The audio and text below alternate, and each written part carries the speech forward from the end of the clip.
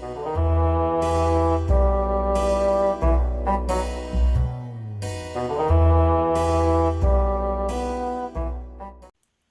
Daisy. Now listen. In the country, close by the high road, stood a farmhouse. Perhaps you have passed by and seen it yourself. There was a little flower garden with painted wooden pickets in front of it. Close by was a ditch. On its fresh green bank grew a little daisy. The sun shined as warmly and brightly upon it as on the magnificent garden flowers, and therefore it thrived well. One morning it had quite opened, and its little snow-white petals stood round the yellow center like the rays of the sun. It did not mind that nobody saw it in the grass, and that it was a poor, despised flower. On the contrary, it was quite happy, and turned towards the sun, looking upward and listening to the song of the lark high up in the air. The little daisy was as happy as if the day had been a great holiday, but it was only Monday. All the children were at school, and while they were sitting on the forms and learning their lessons, it sat on its thin green stalk and learned from the sun and from its surroundings how kind God is, and it rejoiced that the song of the little lark expressed so sweetly and distinctly its own feelings. With a sort of reverence, the daisy looked up to the bird that could fly and sing, but it did not feel envious.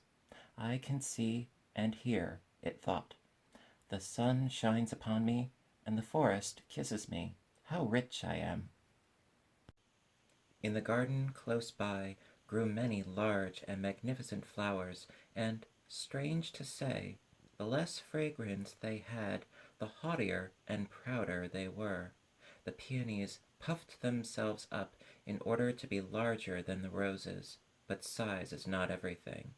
The tulips had the finest colors, and they knew it well too, for they were standing bolt upright like candles, that one might see them the better. In their pride they did not see the little daisy, which looked over to them and thought, how rich and beautiful they are. I'm sure the pretty bird will fly down and call upon them. Thank God that I stand so near and can at least see all the splendor. And while the daisy was still thinking, the lark came flying down, crying, "Tweet!" but not to the peonies and tulips, no, into the grass to the poor daisy. Its joy was so great that it did not know what to think. The little bird hopped round it and sang, "How beautifully soft the grass is, and what a lovely little flower, with its golden heart and silver dress is growing here." The yellow center in the daisy did indeed look like gold, while the little petals shined as brightly as silver.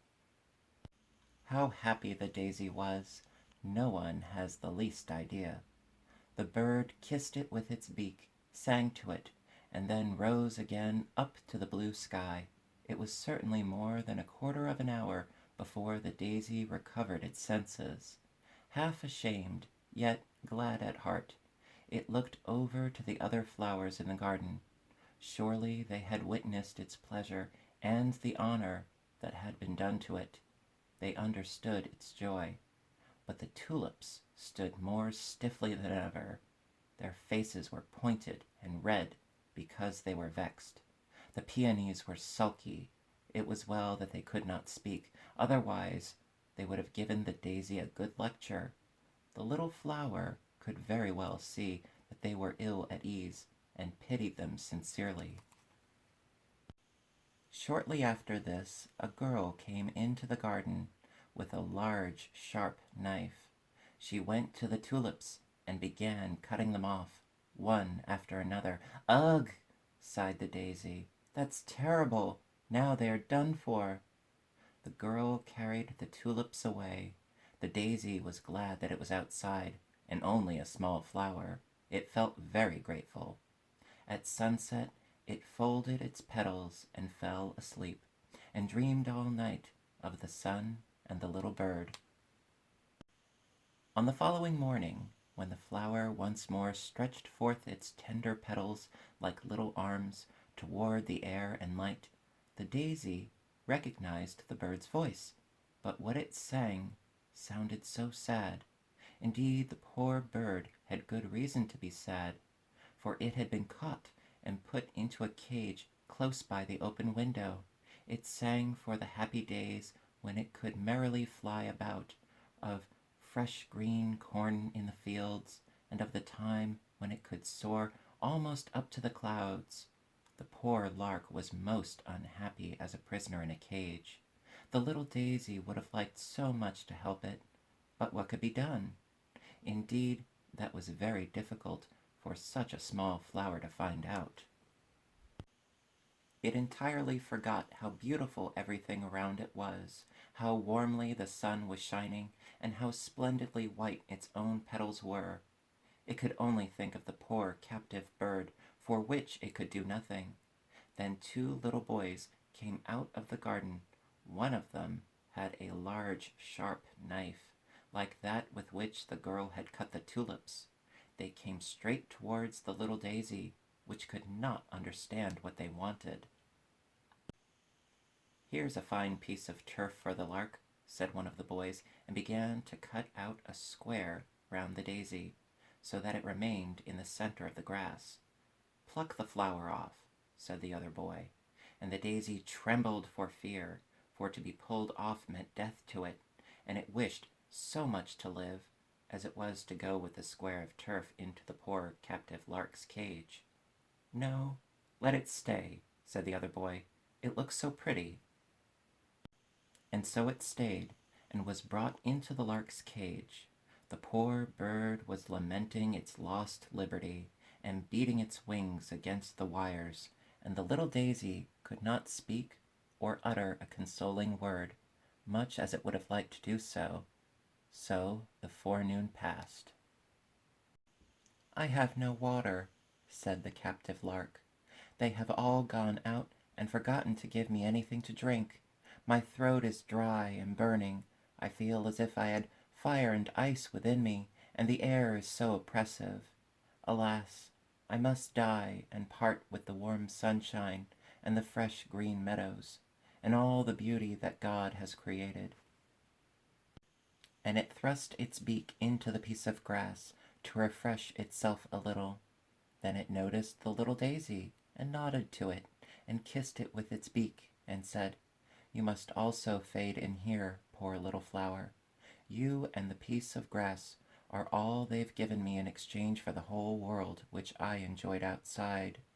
Each little blade of grass shall be a green tree for me, each of your white petals a fragrant flower.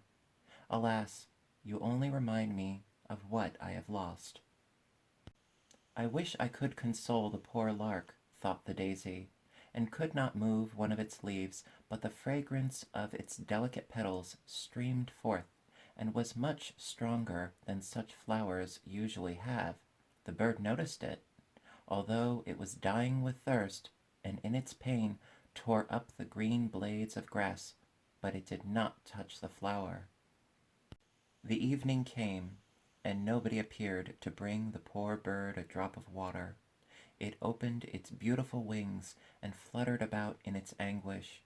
A faint and mournful tweet, tweet, was all it could utter. Then it bent its little head towards the flower, and its heart broke for want and longing. The flower could not, as on the previous evening, fold up its petals and sleep. It drooped sorrowfully. The boys only came the next morning when they saw the dead bird. They began to cry bitterly, dug a nice grave for it, and adorned it with flowers. The bird's body was placed in a pretty red box. They wished to bury it with royal honors. While it was alive and sang, they forgot it, and let it suffer want in the cage. Now they cried over it, and covered it with flowers. The piece of turf with the little daisy in it was thrown out on the dusty highway. Nobody thought of the flower which had felt so much for the bird, and had so greatly desired to comfort it.